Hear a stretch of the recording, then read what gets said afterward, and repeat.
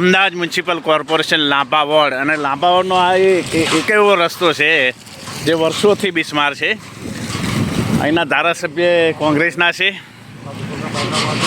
સાંસદ બીજેપીના છે, 3 કોર્પોરેટર ભાજપના છે, 1 કોર્પોરેટર અપક્ષ છે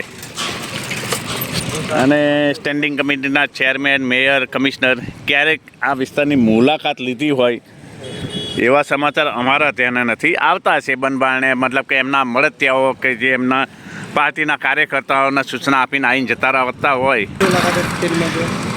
હવે આ રસ્તો લગભગ એટલા વર્ષોથી બિસ્માર હાલતમાં છે. આ વગર વરસાદે તમે જુઓ હાલત, અને હાલમાં જે પાણી ભરેલા છે, મસ્ત મોટા ખાડા છે.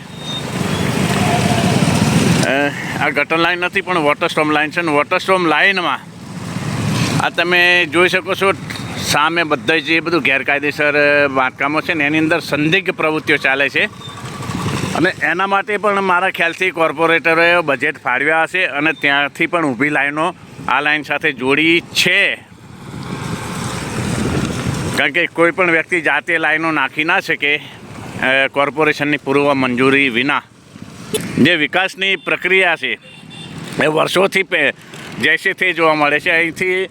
અહીંયાથી પસાર થતા કોઈ પણ નાગરિકમાં પૂછો અથવા તો સ્થાનિક કોંગ્રેસ ભાજપના કાર્યકર્તાને પૂછો કે આ રસ્તો કેટલા વર્ષોથી ખરાબ છે, અને કોર્પોરેશન આવ્યા પછી જે ચૂંટાયા છે, પછી જે હારી ગયા છે, કોઈ પણ વ્યક્તિને પૂછો કે આ રસ્તો કેટલા વર્ષથી ખરાબ છે તો એ તમને જવાબ આપશે કે ભાઈ આ તો વર્ષોથી અમે આ સ્થિતિ જોઈએ છે. તો અહીંની પબ્લિક ટેક્સ ભરે છે તો એ ટેક્સ જાય છે ક્યાં? અહીંની ઇન્ડસ્ટ્રીઝ ટેક્સ ભરે છે તો એ ટેક્સ જાય છે ક્યાં?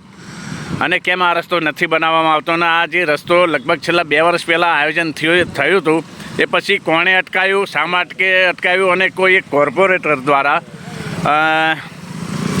વિજિલન્સ તપાસ માગવામાં આવી હતી આ રસ્તા બાબતમાં. તો એ વિજિલન્સ તપાસમાં શું બહાર આવ્યું?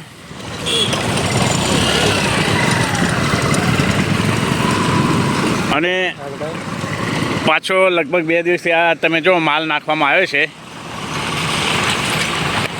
તો નકશા પ્રમાણે સૌથી પહેલાં તો આ ટીપી ક્યારે મંજૂર થઈ, ફાઇનલ ક્યારે થઈ? કારણ કે અમારી પોતાની જે આરટીઆઈ છે અને અમે જેટલી વાર દક્ષિણ ઝોનના જે કમિશનરો આવ્યા એમની મુલાકાત લીધેલી છે. આ રસ્તા બાબતમાં 7 વારે અમે લખ્યું છે, સેંકડો અહેવાલ પ્રસિદ્ધ કર્યા છે. પણ જે કોર્પોરેશનના દક્ષિણ ઝોનના જે મ્યુનિસિપલ કમિશનરો એમને જે તે સમયે એવા જવાબ આપેલા કે ટીપી ફાઇનલ નહીં થાય ત્યાં સુધી રસ્તો નહીં બને, કારણ કે સરકારનો આદેશ છે જે ફાઇનલ ટીપી હોય એને અગ્રતા આપવામાં આવે. તો આઝાદી પહેલાંના રસ્તાનું છું. ટીપી અમલમાં આવી દેશ આઝાદ થયો પછી, ટૂંકમાં દેશ આઝાદ થયા પછી કાયદા અમલમાં આવ્યા. તો આ આઝાદી પહેલાંના રસ્તા છે અને ટીપી ફાઇનલ ના હોય એટલે રસ્તા નહીં બનાવવાના, ટેક્સ લઈ લેવાનો ઇન્ડસ્ટ્રી જોઈએ કે સ્થાનિક નાગરિકો પાસે. એટલે આની પાછળ ખૂબ મોટું રાજકારણ છે અને કેટલી પ્રકારની રાજનીતિઓ ચાલે છે એ પ્રકારના સમાચાર તો અમને મળતા જ રહે છે. પણ આ રસ્તો અત્યારે હાલની સ્થિતિમાં નકશામાં કેટલો બતાવવામાં આવ્યો છે અને કેટલો બનાવવામાં આવ્યો, કેટલો બહોળો, એ બાબતે હવે અમે વિજિલન્સ માગીશું અને જવાબદાર અધિકારીઓની મિલકતની તપાસની પણ માગણી કરીશું. અમદાવાદ મ્યુનિસિપલ કોર્પોરેશન લાંબા વોર્ડ, સૈજપુર ગોપાલપુરથી સાવડી તરફ જતો આ રસ્તો છે. અને રસ્તા પર રાતના સમયે તમે નીકળો તો ખ્યાલ આવે કે સ્ટ્રીટ લાઇટ કેટલા વર્ષોથી બંધ છે. જે અહીંયા વર્ષોથી 2 વ્હીલર સાયકલ લઈને પસાર થતા મજૂરોને પૂછો તો એ કહે છે કે ભાઈ અહીંયા સ્ટ્રીટ લાઇટોના કોઈ ઠેકાણા નથી ને વર્ષોથી ઠેકાણા નથી.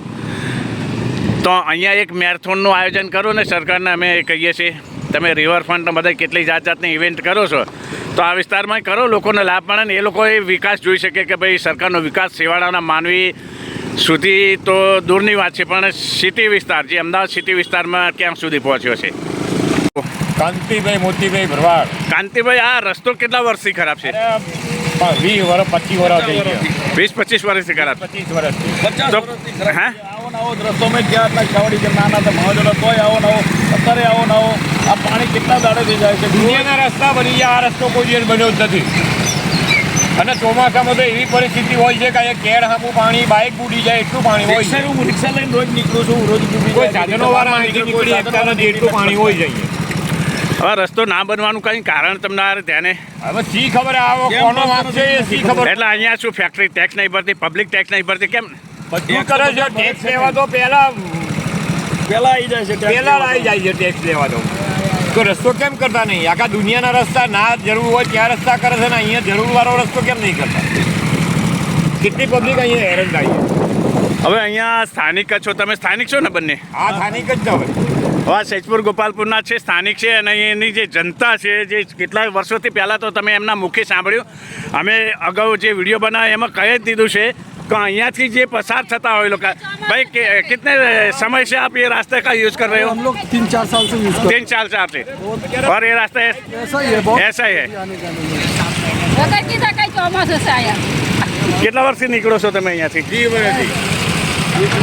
ત્યાંથી આ જ પોઝિશન છે.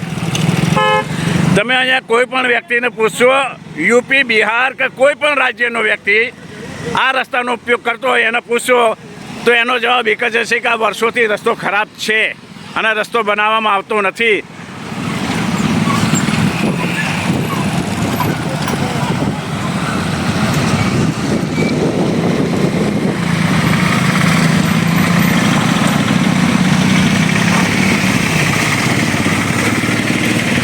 જનતા ટેક્સ ભરે છે, સમયસર ટેક્સના બિલ મળી જાય છે જનતાને, ઇન્ડસ્ટ્રીઝ ટેક્સ ભરે છે, છતાં કયું રાજકારણ છે અને શું રમતો ચાલે છે જેના કારણે આ રસ્તો બનાવવામાં આવતો નથી.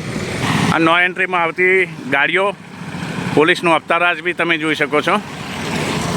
શહેર પોલીસ કમિશનરનું જાહેરનામું છે, નો એન્ટ્રીમાં આ સાધનોનો પ્રવેશ નિષેધ છે, છતાં જો આ આયસર ગાડીની બિલકુલ પાછળ એક પરિવાર ટુ વ્હીલર લઈને, અહીંયા ટુ વ્હીલર ચાલતા જતા લોકો અને સાયકલ સવારો માટે તો જીવનું જોખમ છે.